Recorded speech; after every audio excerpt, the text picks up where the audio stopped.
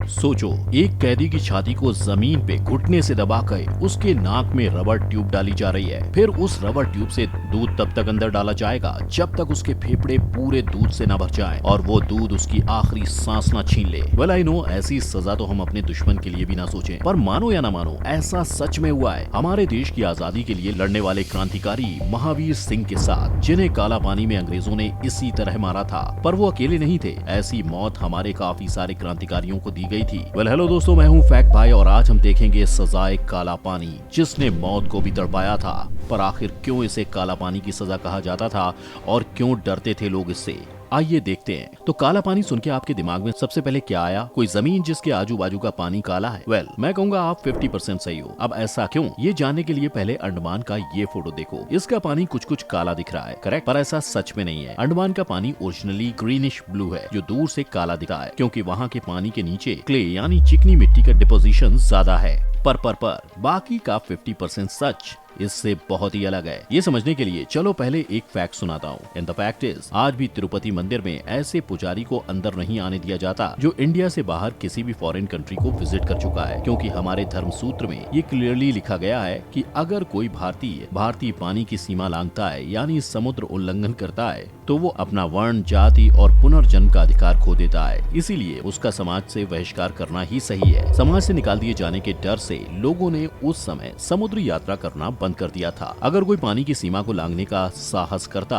तो उसे इविल माना जाता। इसीलिए इविल यानी काला और पानी के उल्लंघन से पानी मिला के ये शब्द बना काला पानी। अब इस कहानी को आगे बढ़ाते हैं और प्राचीन भारत से आ जाते हैं 18वीं सदी में, जब भारत अंग्रेजी शासन की क्रूरता सह रहा था। उनके राज के खिलाफ कई वीर खड़े हो गए थे और अंग्रेजों को उनकी यही स्पिरिट और सोच पूरी तरह से मिटा देनी थी। और जाहिर सी बात है कि किसी भी ह्यूमन सोसाइटी को तोड़ना हो तो उसकी जानकारी होना और उसे समझना जरूरी है। वेल, ब्रिटिशर्स ने भी यही किया। ब्रिटिश मिलिट्री डॉक्टर्स ने भारत के लिखित और श्रुत साहित्य का और समाज के परंपराओं का अभ्यास करना शुरू किया और उन्हें मिला बौद्धायना धर्म सूत्रा में लिखा गया समुद्र उल्लंघन का पाप। अब देखें तो चीजें उनके लिए आसान हो गई। उनके एक हाथ में था उनका लक्ष्य, भारत पर हुकूमत, और दूसरे हाथ में उसकी प्राप्ति करने का साधन। यही स्ट्रेटजी अपनाकर और समुद्र पार जाने के डर का फायदा उठाकर उन्होंने अपने खिलाफ उठ रही हर एक आवाज को समाज से बाहर भारत की मुख्य भूमि से दूर निकालना शुरू किया। और यहाँ से शुरू हुआ भारत के इतिहास का एक काला अध्याय। सर रॉबर्ट नेपियर ने उनके जर्नल में नोट किया था, transportation beyond the sea is to the Hindus a separation forever from every tie in relation and position which men hold to in life. भारतीय कैदियों को लेकर सबसे पहली शिप 1790 में चैथम आइलैंड के लिए निकली, लेकिन इन कैदियों को अंग्रेज ज्यादा दिन तक वहाँ नहीं रख पाए। जल्दी उन्हें कैदियों को कैथम से रॉस आइलैंड और रॉस से वाइपर आइलैंड शिफ्ट करना पड़ा, जिसकी एक वजह तो ये थी कि वहाँ मलेरिया से कैदियों की मौत हो रही थी और दूसरी वजह ये कि अंडमान के लोग जो वहाँ हमेशा से रहते थे, उनके और ब्रिटिशर्स के बीच काफी लड़ाइयाँ हो रही थी।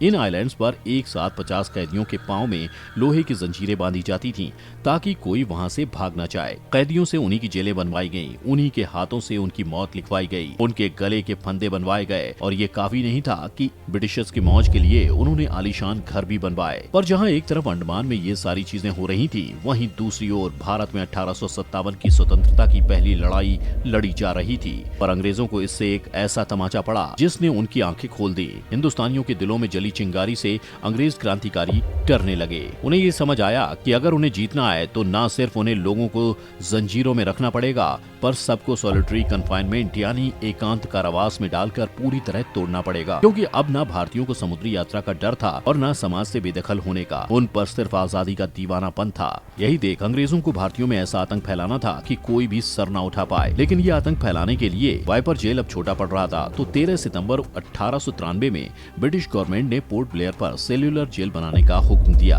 और इसी सेल्यूलर जेल को हम आज काला पानी के नाम से जानते हैं, जो उस वक्त एक ऐसा विशाल कारागृह बना जहां छोटे छोटे कमरों में हमारे क्रांतिकारियों को एकांत कारावास में रहकर उन्हें शारीरिक और मानसिक रूप से तब तक टॉर्चर किया जाता था जब तक वो मर नहीं जाते। सेल्यूलर जेल की इमारत को बर्मा से लाए गए 30 लाख गहरे भूरे रंग की ईंटों से बनवाया गया और उसकी रचना ग्रीक मैथोलॉजी के 100 आंखों वाले जायंट पैनोप्टिस से प्रेरित थी, जो हर वक्त हर जगह नजर रखता था। इसी पैनोप्शियन मॉडल को लेकर जानबूझकर कैदियों पर बारीक नजर रखने के लिए जेल की रचना एक साइकिल के पहिए की तरह की गई थी, जिसके बीच में एक ऊंचा वॉच टावर बनाया गया था और गार्ड्स को आगाह करने के लिए बड़ा घंटा भी लगाया गया। इस पूरे एरिया में 3 मंजिल की 7 इमारतें थीं, जिसमें माचिस के बॉक्स जैसे 693 जेल के छोटे कमरे बनाए गए थे। ये सेल 4.5 बाई 2.7 मीटर के थे, जिनमें लोहे की सलाखें थीं और कमरे में एक छोटी खिड़की भी मौजूद थी, लेकिन 3 मीटर ऊपर। इतना ही नहीं, वहाँ एक बिल्डिंग की पिछली बाजू दूसरी बिल्डिंग के सामने थी, ताकि कोई भी किसी को ना देख सके और ना ही बात कर सके, जिसका उद्देश्य सिर्फ इतना था कि कोई स्वतंत्रता पाने के बीज ना बोए। अपने इस मकसद को हासिल करने के लिए ब्रिटिशर्स ने कई तरीके अपनाए। आप बताइए, आपको कैसा लगेगा कि आपको कोई जंगली घास की सब्जी, वो भी कीड़ों के साथ, और पत्थरों से भरे चावल परोसे। काला पानी के कैदियों को यही दिया जाता था। उनके हालात इतने बदतर थे कि उनके लिए एक तरफ कुआं और एक तरफ खाई थी, यानी इस तरह का खाना खाकर भी उनकी जान जाती, और नहीं खाने पर भूख तो उनकी जान लेने ही वाली थी। और सिर्फ खाना ही नहीं, इन कैदियों की जिंदगी को हर तरह से नरक बनाने में अंग्रेजों ने कोई कसर नहीं छोड़ी थी। उनके रहने के लिए ना गद्दे थे और ना कोई चादर। कोई भी मौसम हो, कैदियों को जमीन पर ही सोना पड़ता था। पीने के लिए और टॉयलेट के लिए उन्हें 2 छोटे मटके दिए गए थे, पर पीने का पानी इतना खराब होता था कि उसमें कीड़े होते थे। अगर कैदियों को टॉयलेट जाना हो तो उन्हें उनके छोटे से सेल की जमीन पर जाना पड़ता था। सोचिए, उन्हें खाना भी वहीं खाना है, सोना भी वहीं है और शौच भी वहीं करनी है। ऐसे अनहाइजीनिक कंडीशंस में रहकर कई कैदियों की जानें गईं। अगर वो किसी आम से आम चीज की मांग करते तो भी उन्हें टॉर्चर किया जाता था।